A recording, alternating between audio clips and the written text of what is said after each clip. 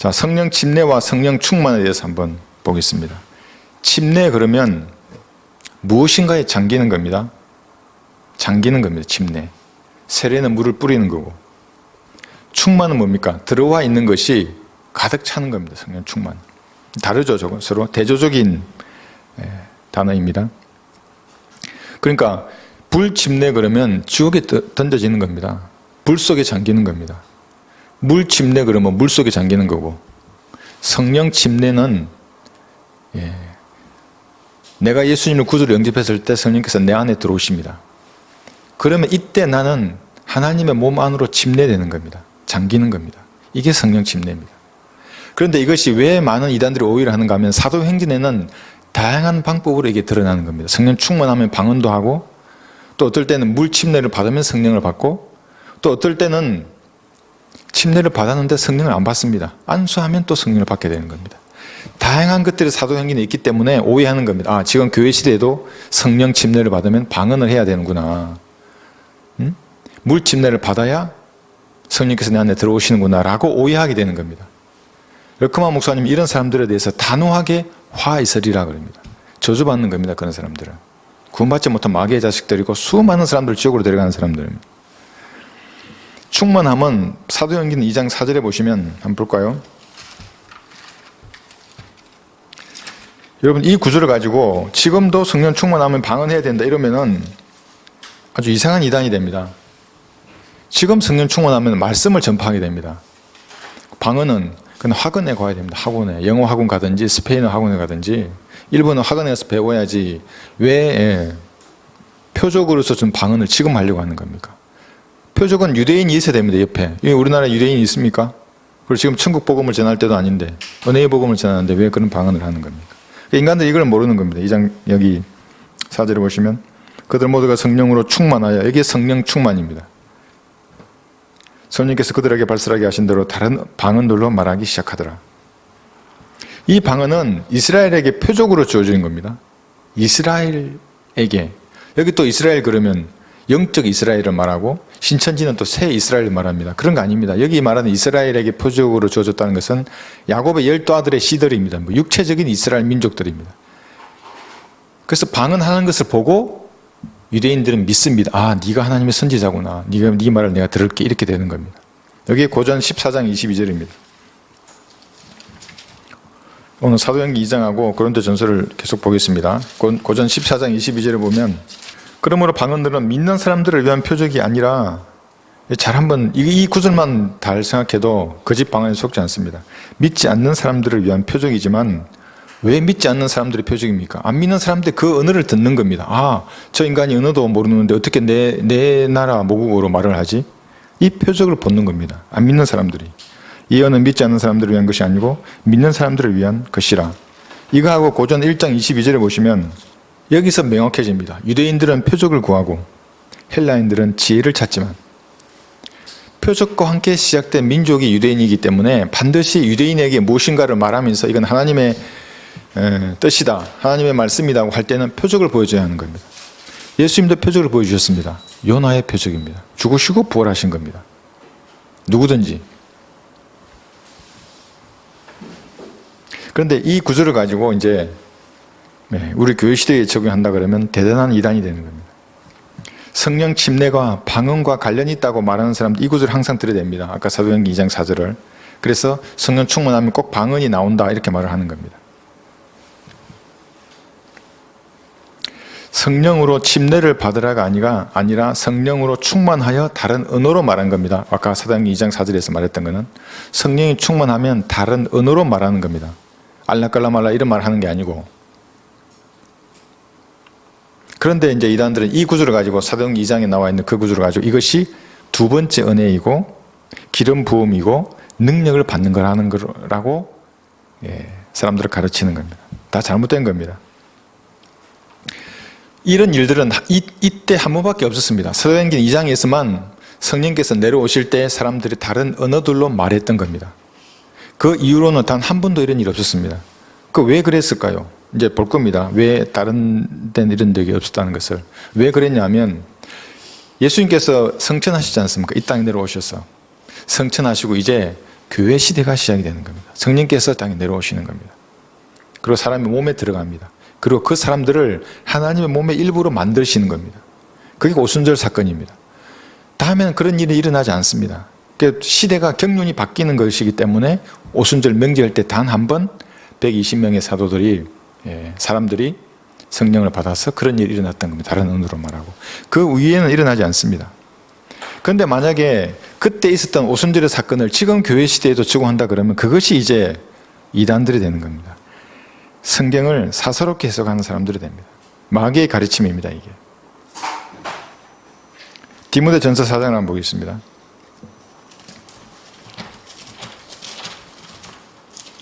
디모데전서 4장 여기 1절에서는 1절에서 3절까지 보시면 마귀들의 교리라고 되어 있습니다. 그러니까 성경 문맥과 시대적인 상황을 다 배제해버리고 하나님은 동일하시기 때문에 그 과도기 시대, 유대인의 경륜과 이방인을 다루는 경륜, 그럼 천국 복음과 은혜의 복음, 이게 혼재되어 있던 그 과도기 시절에 있었던 그 사도의 행전, 그 행위를 가지고 이 교회 시대의 교리로 말하려고 하는 자들은 좀 마귀의 교리입니다. 그것이. 이제 성령께서 분명히 말씀하시나니 마지막 때에 어떤 자들이 믿음에서 떠나는 겁니다. 믿음은 말씀 위에 기초하는 겁니다. 그것이. 근데 그것에 떠나서 미혹하는 영들과 마귀들의 교리들을 따르리라. 그들 자신의 양심이 화인을 맞아 윗선으로 거짓을 말하리라. 이렇게 되는 겁니다. 그러면서 이제 이러한 그 교리적인 것들은 다 내팽개쳐두고 사랑으로 연합하자고 그들은 말을 합니다. 여기에 대해서 르크마 목사님 아주 강력하게, 군인답게 아주 강력하게 말씀하십니다. 디모데후서 2장 15절에 따라서 말씀을 나누어서 공부해서 그런 멍청이들에게 속지 마라, 이렇게 말씀하십니다. 속지 말라고. 공부해서 속지 말아야 합니다. 근데 공부하지 않으면 그냥 속습니다. 아, 그때 방언들로 말했지, 지금도 방언으로 말하자, 이러면서 할렐루야 할렐루야를 연습하는 겁니다. 이렇게 미친 사람입니다. 그렇게 되면 영적으로 말하는 마귀 들린 사람이고, 그런 사람일수록 은혜의 복음 자체를 입도 뻥긋 못합니다. 그 부정적이기 때문에. 그래서 여기 오순절 방언 사도행전 2장에 이때의 방언은 다시 한번 볼 거예요. 사도행전 2장에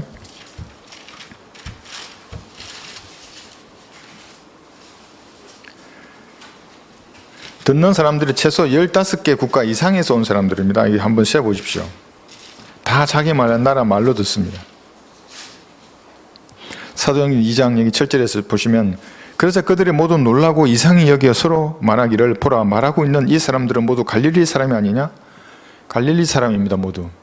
어부가 언제 학원에 가서 배웠겠습니까? 다른 나라 외국어를. 그런데 어떻게 해서 우리 각 사람이 우리가 태어난 곳의 고유 언어로 말하는 것을 듣게 된단 말인가? 고유 언어로 듣게 된 겁니다. 이게 알라깔라말라 할렐루야가 아니고. 그런데 했죠.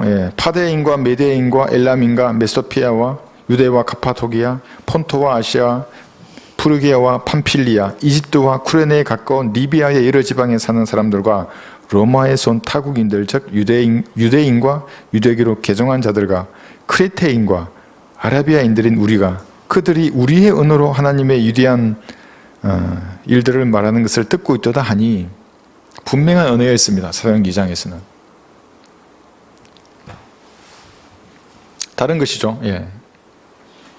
한 세대, 교회 시대를 여는 시점, 그때에 이 오순절의 사건이 있었던 겁니다. 그런데 사도행전 10장, 우리가 자주 찾습니다. 여기 44절에 보시면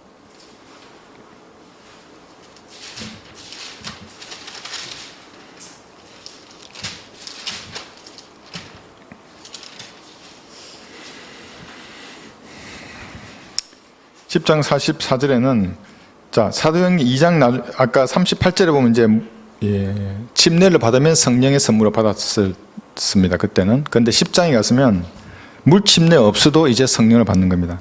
베드로가 이런 말을 하고 있을 때 성령께서 그 말씀을 듣는 모든 사람에게 임하시더라. 말씀을 듣는데 내가 믿으니까 사실은 임한 겁니다. 이것이. 사도행전 2장은 침례를 받으니까 성령의 선물을 받았던 거고, 2장 38절. 그러니까 사도행전 2장 38절과 여기 사도행전 10장 44절이 다른 방법으로 성령을 받는 겁니다. 이걸 나누지 못하면 이제 못하고 교회 시대에도 사도행전 2장 38절 같이 침례받아야 성령을 받는다고 말하면 구원받지 못하는 이단이 되는 겁니다. 또 있습니다. 사도행전 19장에도. 이 나중에 다시 또 찾을 겁니다. 이 장들이 중요합니다. 우리가 이것을 이해하는데 침례인 요한의 제자들, 이 사도행전 19장에도 6절에 보시면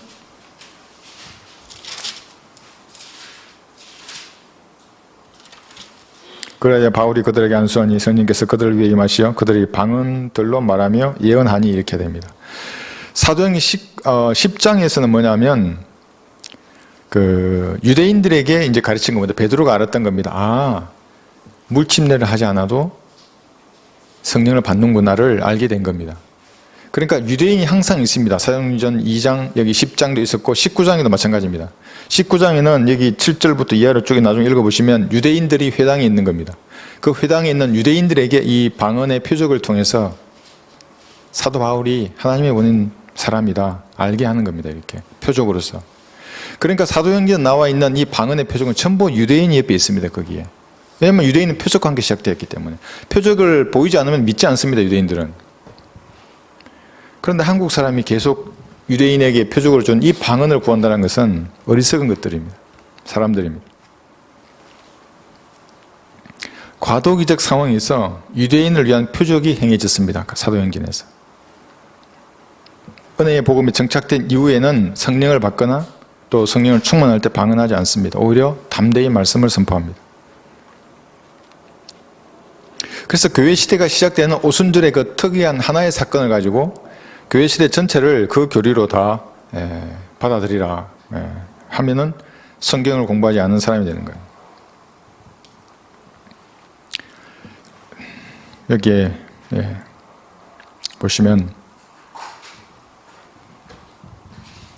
방언은 모두 유대인을 믿게 하는 표적으로서 다른 언어로 행해졌습니다. 이것이 성경입니다. 르커 목사님 말씀입니다. 이것 위에 다른 말을 한다면 저주를 받을 것이다. 진리에 눈뜨지 못한 소경으로 지낼 것이다 라고 강력하게 써놓으셨습니다. 르커 목사님. 왜냐하면 이것이 하나의 교파가 만들어지는 겁니다. 캠벨주의라고. 그뿐만이 아닙니다. 한국에도 아직도 세례받아야 구원을 받는다고 생각하는 사람이 많이 있습니다. 물과 성령으로 태어나지 않으면 구원받지 못한다. 여기서 물은 목사가 주는 세례다. 이게 전부 지옥에 하는 겁니다. 이것이. 실제로 전화로 그렇게 말하는 사람도 제가 들었습니다. 아주 당연하듯이 물과 성령으로 태어나야죠.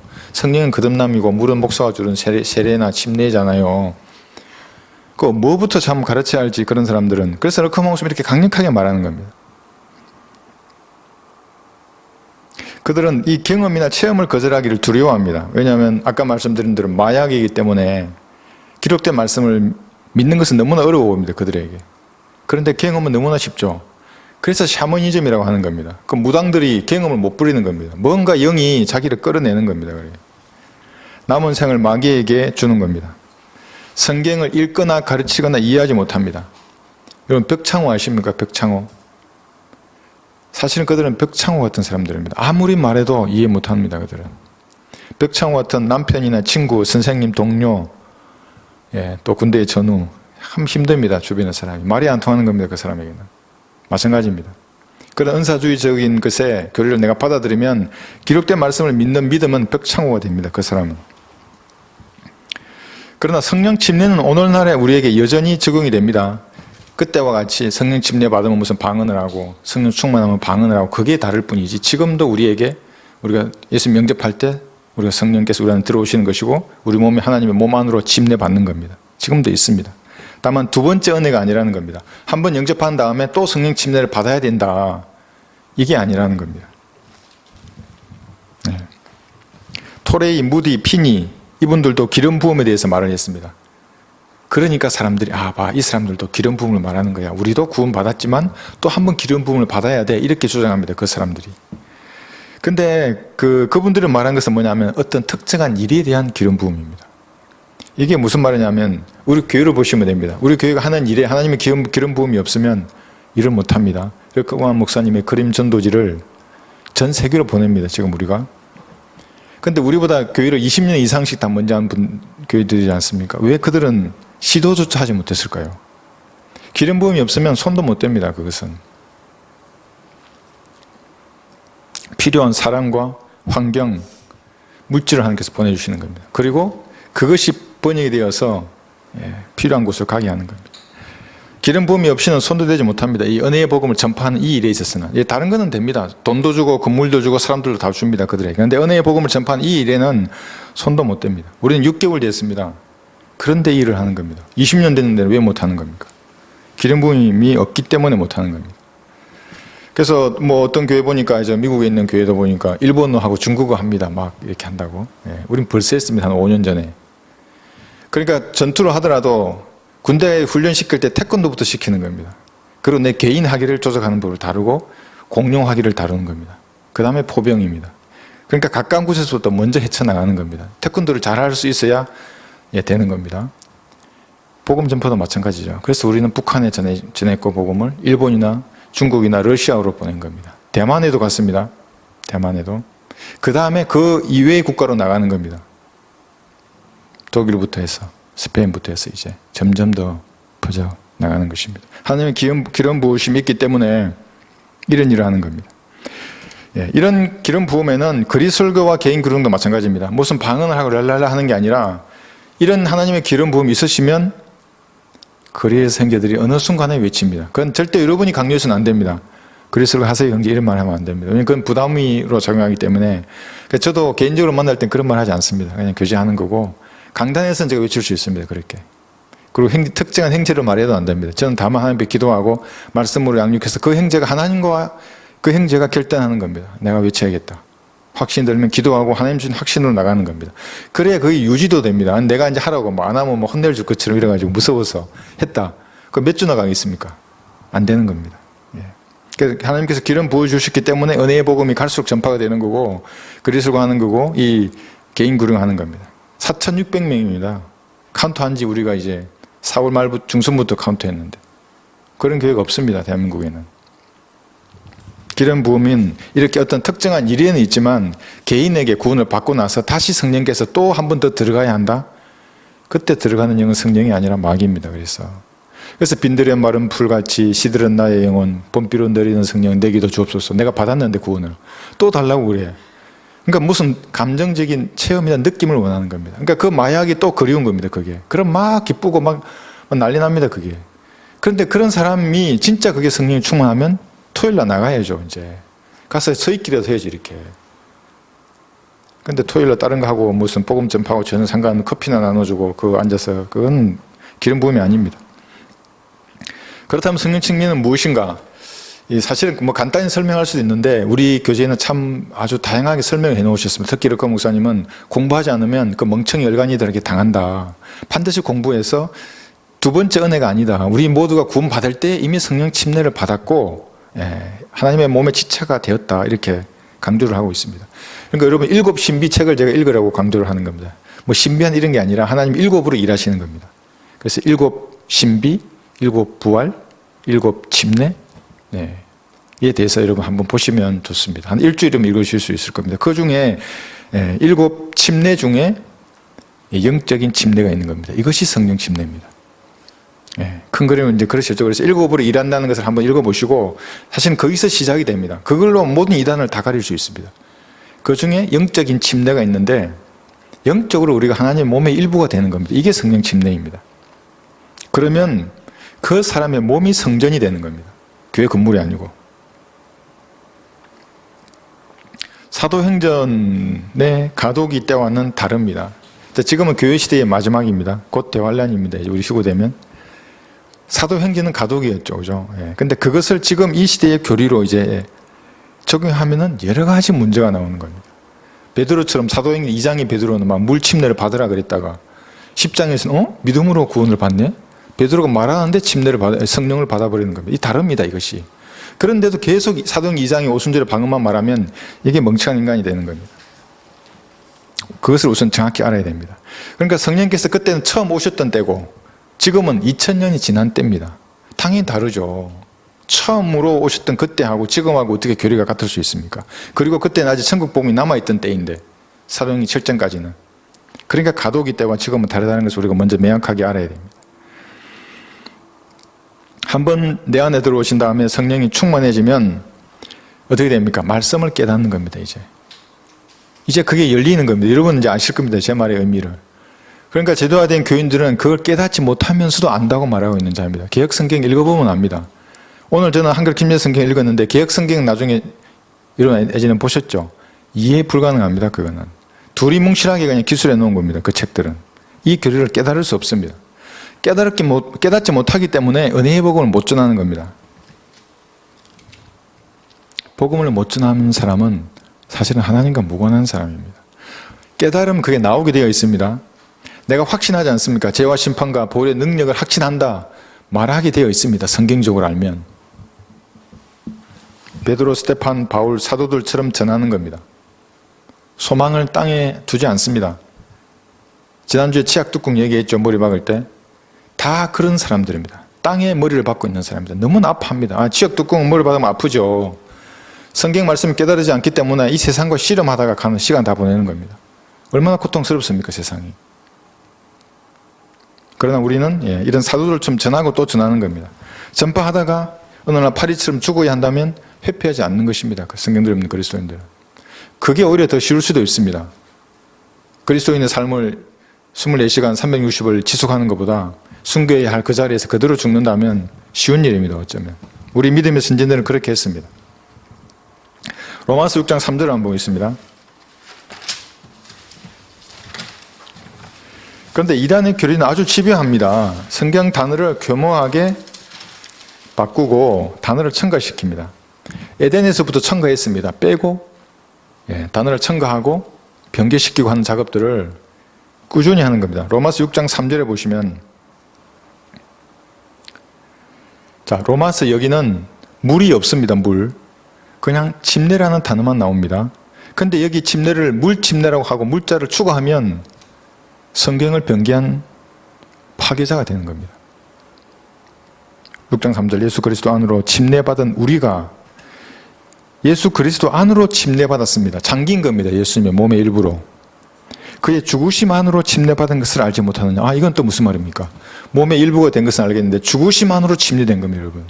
그래서 교리적으로 여러분의 몸은 죽은 겁니다, 하나님 보시기에는. 그런데 살아있습니다. 그러니까 좀비라고 하는 겁니다. 죽은 것으로 여기라는 겁니다, 육신은. 여기지 않으니까 계속해서 간뚜껑을 열고 나와서 이래저래 돌아다니는 겁니다. 악취를 풍기면서. 죽인 것을 여겨야 합니다. 그래서 죽음 안으로 잠겼습니다. 침례되었다. 4절 보시면, 그러므로 우리가 죽음 안으로 침례를 받아 그와 함께 장사되었으니 이는 아버지의 영광으로 인하여 그리스도께서 죽은 자들로부터 일으켜 주신 것 같이 우리도 또한 생명의 새로운 가운데서 행하게 하려 함이니라 그럽니다. 죽음 안으로 아까 장사되었고 이번에는 부활하심 안으로 침례되었습니다. 잠겼습니다. 그러면 지금 현재 이 몸은 아직 그렇지 않죠. 우리가 휴거되거나 부활할 때에 그분의 부활하심의 몸과 똑같이 되는 겁니다. 왜? 여기 보면 부활하심의 모양과 같이 되리라. 죽으심의 모양으로 함께 신겼다면 부활하심 안으로 우리가 침례되었기 때문에 그렇습니다. 이게 5절입니다. 부활하심 안으로 우리가 침례된 겁니다. 8절에 보시면, 이제 우리가 그리스도와 함께 죽었으면 그와 함께 살 줄을 믿으며. 어떻게 살아납니까? 우리가 예수님 안으로, 부활하신 생명 안으로 침례되었기 때문에 살아나는 겁니다. 여기서는 물은 하나도 없습니다. 물 침례가 아닙니다. 그래서 물속에 넣는다고 해서 이런 일이 일어나는 것이 아닙니다. 물은 물일 뿐입니다. 산은 산이고. 이게 성철 스님이 한 말 아닙니까? 산은 산이고 물은 물이다. 그렇다고. 그 인간보다 못하는 겁니다. 그러니까 물침례가 이런 일을 하게 하지 않습니다. 물을 뿌리는 것도 마찬가지고, 목사가 물 뿌린다고 아무 일도 일어나지 않습니다. 물은 물이고 산은 산입니다. 그러나 성령은 성령 안으로 우리를 넣으시는 겁니다. 내가 구주를 영접하는 순간에 들어오셔서 나를 넣으셔서 영적인 유기체가 되게 하는 겁니다. 그래서 여러분은 하나님의 몸과 손과 발의 일부입니다. 뼈이고 하나님의 영적 유기체입니다. 하나님과. 물 침례로는 어떤 인간도 하나님의 몸 안으로 들어갈 수 없습니다. 왜 그러냐면 물은 물이기 때문에 그렇습니다. 아무런 역할도 할 수 없습니다.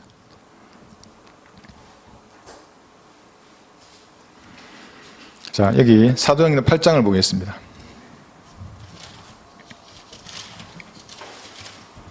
8장 여기 11절에 보시면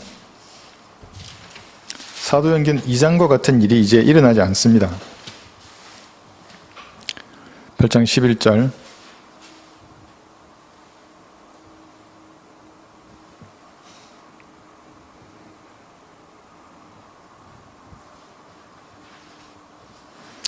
예, 11절하고 17절 두 구절을 보겠습니다.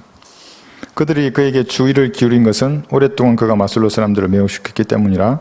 그러나 사람들은 빌립이 하나님의 나라와 예수 그리스도의 이름에 관한 일들을 전파하는 것을 믿었을 때 남녀 모두 침례를 받으니라. 여기 물 침례를 받았습니다. 여기서 믿었을 때 남녀가 모두 침례를 받았느니라 그렇게 했으니까. 사도행전 2장 같으면 물 침례 받아 이때 성령을 받아야 합니다. 그런데 못 받습니다. 성령은 언제 받습니까? 여기 17절에 보시면 그때 두 사도가 그들에게 안수하니 그들의 성령을 받으니라. 이 다른 겁니다. 사도행전 2장과 사도행전 8장이 지금. 그죠? 아까 사도행전 2장은 물과 내가 성령 침례를 받으면 성령을 선물로 받으리라 그랬습니다. 그렇게 되었었고. 근데 8장에는 안수해야 성령을 받는 겁니다. 사도행전 10장 44절 아까 우리 봤었죠? 한 번 더 보겠습니다. 10장의 이도 마찬가지입니다. 먼저 믿고 성령을 받습니다. 여기 44절에서 베드로가 아직 이런 말을 하고 있을 때 성령께서 그 말씀을 듣는 모든 사람에게 임하시더라. 자, 임했죠? 그 다음에 48절에 보시면 주의 이름으로 침례를 받으라고 그들에게 명하더라. 먼저 성령을 받고 그 다음에 침례를 받는 겁니다. 다르죠? 사도행전 2장이 8장, 여기 10장이 다 다릅니다. 이게 과도기이기 때문에 정확하게 아직 정착이 되지 않은 겁니다. 왜 이렇게 다릅니까? 그러니까 사도행전 여러분 이제 예수님께서 부활하시고 난 다음에는 사도행전 7장까지는 언제든지 이 땅에 천국이 임할 수 있었던 겁니다. 그래서 천국 복음이 전파되지만 은혜의 복음도 같이 갔던 겁니다. 두 가지 복음이 같이 갔죠. 그러다가 천국 복음을 거부합니다. 예수님을 사도행전 7장에서. 그러니까 이건 없어지고 다시 은혜의 복음만 남아있는 겁니다. 계속 가는 겁니다. 그러니까 이런 가도기가 있기 때문에 다른 방법으로 성령을 받았던 겁니다. 대상도 달랐고. 르커 목사님은 또 이렇게 강력하게 말합니다. 불경스럽고 구원받지 못했으며 하나님의 말씀을 공부하지 않음으로써 성경을 올바로 나누지 못하는 마귀적인 자들에게 화 있으라. 이 군인, 어떤 군인의 말보다 더 아주 직설적이고 강력한 말입니다. 화 있으라 이렇게 말합니다. 이거 이해하지 못하고 아직도 성령 침례에 물 침례를 포함하는 자들에게 화 있으라 이 말입니다. 물 침례나 세례가 영생과 관련이 있다고 미혹하는 자들, 혼을 저주하는 자들에게 화 있으라. 그들에게 화가 있어야죠. 빨리 그들의 인간들이 없어져야 한 명이라도 구원받을 수 있죠. 그래서 인간들은 근데 그 사람들의 말을 듣고 지금도 물 침례 받으러 가는 겁니다. 세례 받으러 가는 거고 구원받으려고. 지옥에 가는 사람들입니다. 이것이 사사로운 해설이라고 말합니다. 베드로후서 1장을 보겠습니다. 이렇게 다른데도 그것을 지금 교회 시대의 교리로 적용하면 이걸 사사롭게 성경을 해석하는 겁니다. 베드로후서 1장 20절에 보시면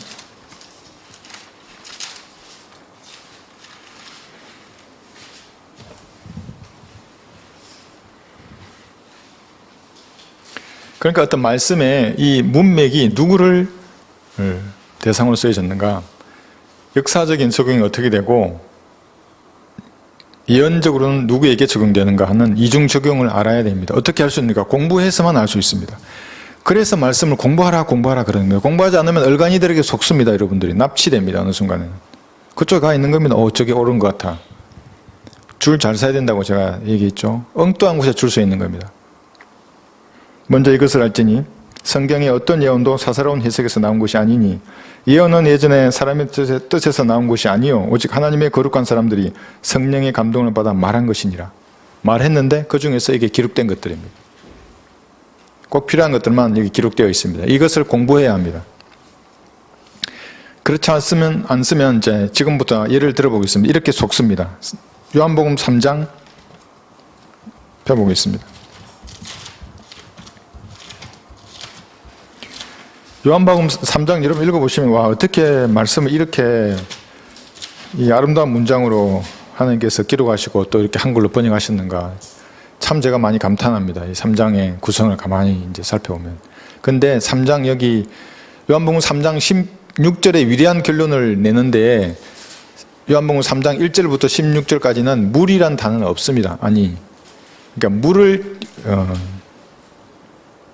침례라는 단어가 없는 겁니다. 여기는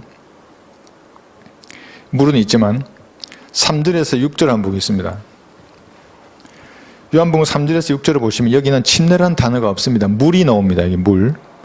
그런데 이 물을 침례나 세례로 만약에 변개시키면 이게 말씀을 변개하는 자입니다. 파괴시키는 자이고.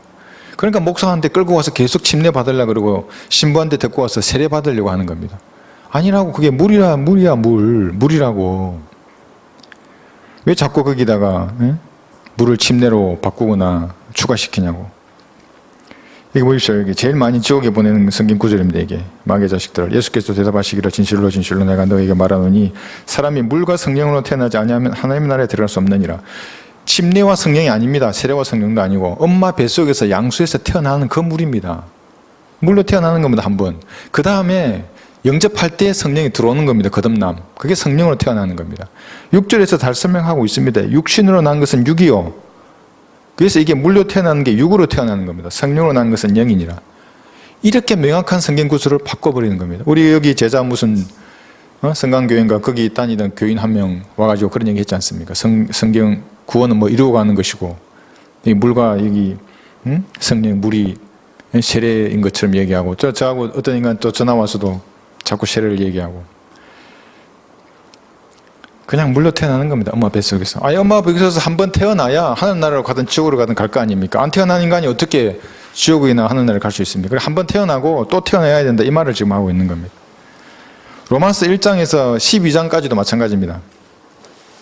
거기는 물이란 단어가 없습니다. 침례밖에 없습니다. 그런데 침례를 보면 또 물을 추가시키는 겁니다. 그 사람들이. 말씀을 변개하기 때문에 지옥에 하는 겁니다. 우리가 로마서 6장을 아까 봤었죠. 거기도 침례입니다. 물이 아니고. 물 침례도 아닙니다. 그냥 침례, 잠기는 것을 말하는 겁니다. 그러니까 우리는 성경을 대할 때 잘 조심스럽게 숨을 한번 내쉬고 내 감정이나 생각이나 이거 거기에 포함을 하지 말고 문맥에서 뭘 하지 이게? 물은 물이고 침례는 침례인데 물 나오면 침례를 여기 읽고 여기 침례 나오면 물로 읽고 이렇게 읽게 되는 겁니다. 예. 우리는 그러지 않습니다. 여기 에베소서 4장 5절 보겠습니다. 여기 또 정확하게 나오고 있습니다. 에베소서 4장 5절에 보시면 한 침례가 나옵니다. 한 분 주요 한 믿음이며 한 침례이고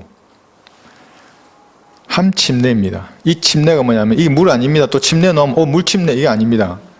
어떤 거에 잠기는 겁니다. 이것이 우리가 예수님 영접할 때 영적 수술이 일어난다고 했습니다. 영적 수술이 일어나지 않으면 잠기지 않습니다. 그래서 혼과 몸이 분리되어야 합니다. 이렇게. 그리고 죽었던 영이 살아나야 하는 겁니다. 이런 사람만이 그러니까 육신 죄를 짓더라도 혼의 영향을 안 미치는 겁니다. 혼이 영원히 보장되는 겁니다. 영은 살아났기 때문에 거듭났고 이런 사람이 하나님의 몸 안으로 잠기는 겁니다. 잠겨 있는 겁니다. 지금 영원한 생명을 받은 사람입니다. 살과 뼈의 지체가 되는 겁니다. 그래서 우리가 아까 읽었지만 죽으심 안으로 여러분들이 침례된 겁니다. 그래서 여러분의 몸은 교리적으로는 죽어 있다는 겁니다. 그러나 내가 사는 것이 아니요 내 안에 그리스도께서 사시는 것입니다. 이제 내가 육신 안에서 사는 삶은 나를 위하여 갈라디아서 2장 20절 한번 볼까요? 죽으심 안으로 우리가 침례를 받은 겁니다. 갈라디아서 2장 20절. 이 의미가 그 의미입니다. 내가 그리스도와 함께 십자가에 못 박혀 있으나 못 박힌 사람은 죽은 사람입니다. 그럼에도 나는 살아있노라. 그러나 내가 사는 것이 아니요 그리스도께서 내 안에 사시는 것이라. 내가 이제 육신 안에서 사는 삶은 나를 사랑하시어 나를 위해 자신을 주신 하나님의 아들을 믿는 믿음으로 사는 것이라. 그리스도는 이 믿음으로 사는 겁니다. 왜냐하면 우리 육신은 이미 안으로 잠겼습니다. 죽으심 안으로. 그리고 부활하심 안으로 침례받은 겁니다. 그래서 우리가 휴거될 때 예수님과 같은 몸으로 변화되는 겁니다. 그분이 부활하신 몸 안으로 우리가 침례받았기 때문에. 아직은 그러나 그런 일이 일어나지 않았죠. 내가 부활하면 그렇게 되는 겁니다. 휴거될 때. 부활하신 예수님의 생명 안으로 침례받아서 그분과 함께 사는 것입니다. 고린도전서 12장도 보겠습니다.